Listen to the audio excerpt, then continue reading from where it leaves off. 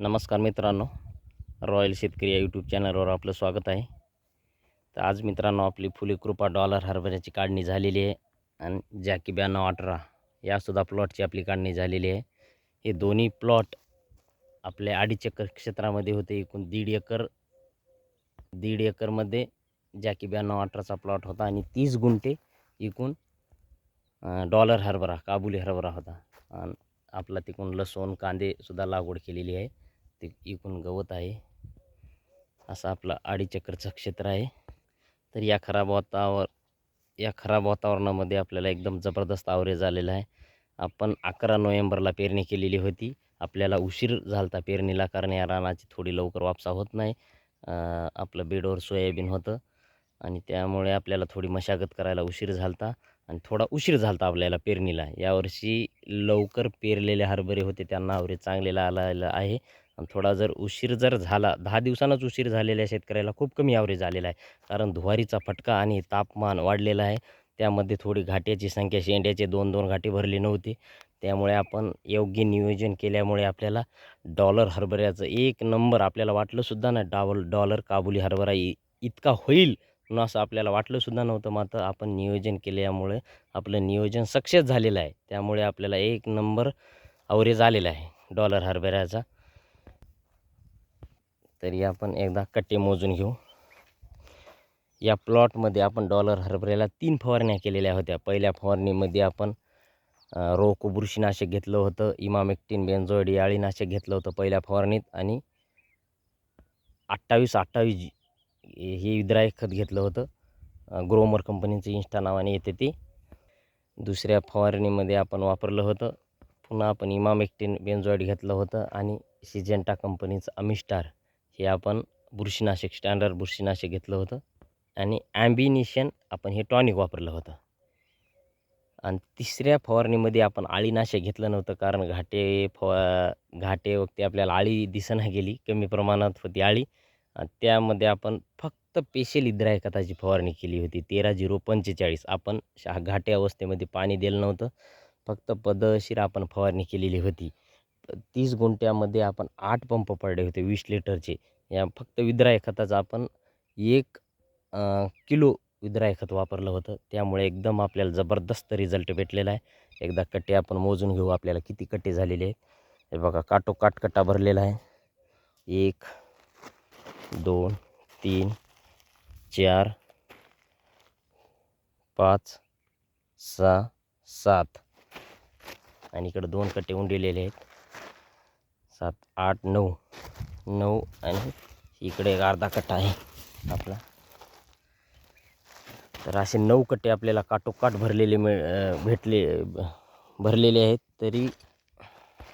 तरी हा 70 किलोचा कट्टा, 70 किलोच्या वरीच भरल, कारण शिवूनसुद्धा काही काही कट्टे 70चे होतात. तर आपण 70 किलोचा कट्टा पकडू. 70 गुणिले 9 जर केलं तर 6 क्विंटल 30 किलो होते. तर आपल्याला 6 क्विंटल 30 किलो म्हणजे एकरी जर उत्पन्न जर धरला आपण, तर 8 क्विंटल 80 किलो म्हणजे 9 क्विंटल धरून चला, 9 क्विंटल आपल्याला ॲव्हरेज एकरीप्रमाणे भेटलेलं आहे. तरी यावर्षी खूप लवकर घाटे आपल्याला भरण्याच्या वक्ती तापमान खूप तापलेलं होतं. धुवारीचा फटका बसलेला, त्या माध्यमातून आपल्याला खूप खराब वातावरणात एकदम जबरदस्त आपल्याला ॲव्हरेज आलेलं आहे. आपल्याला वाटलंसुद्धा नव्हतं की एवढं ॲव्हरेज येईल काबुली हरभऱ्याला. तर शेतकरी मित्रांनो, याला मार्केटमध्ये भाव सध्या 9,000 चालू आहे. तर पाहू पुढे चलून आपल्याला भाव काय मिळेल. आणि एकदम दाण्याची साईज आपण बघू शकता. दाण्याची साईजच खूप बढिया झालेली आहे. एकदम टपोरे दाणे झालेले आहेत. खूपच साईज मोठी वाटत आहे.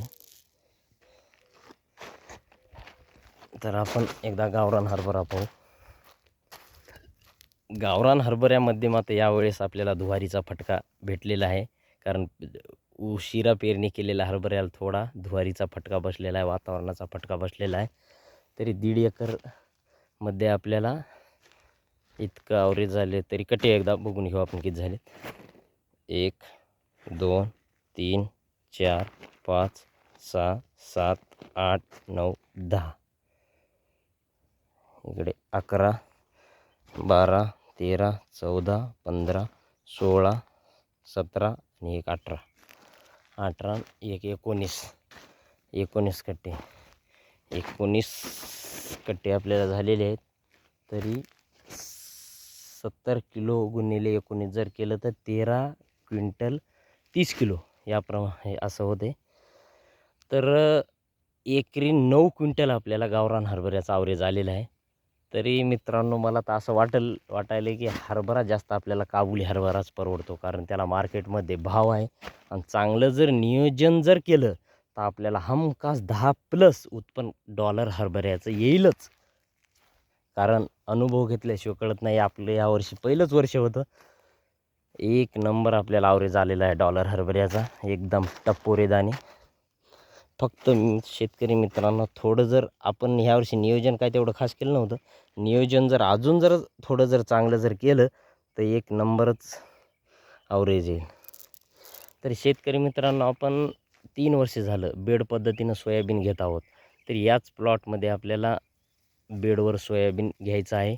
तरी आता रानाची मशागत करायची आहे आणि खूप कमी खर्चामध्ये आपल्याला यावर्षी सोयाबीनचा सुद्धा प्लॉट आपल्याला डेव्हलप करायचा आहे. कारण सोयाबीनला मार्केटमध्ये भाव खूपच कमी आहे आणि खर्चा जास्त होत चाललेला आहे. कारण खर्चा कमी करायचा आहे आपल्याला आणि उत्पन्न जास्त. यावर्षीसुद्धा आपल्याला दरवर्षी आपल्याला 14.5-14 क्विंटल बेडवर सोयाबीन होत आहे. आपल्याला 15+ झालंच पाहिजे, या पद्धतीनं आपल्याला नियोजन करायचं आहे. तरी शेतकरी मित्रांनो इथून पुढील व्हिडिओ संपूर्ण पाहण्यासाठी खरीपचं नियोजन आपल्याला एकदम टापोटाप करायचं आहे. तरी पुढील व्हिडिओ पाहण्यासाठी आपल्या चॅनलला सबस्क्राईब करून घ्या, लाईक करा, शेअर करा. धन्यवाद मित्रांनो.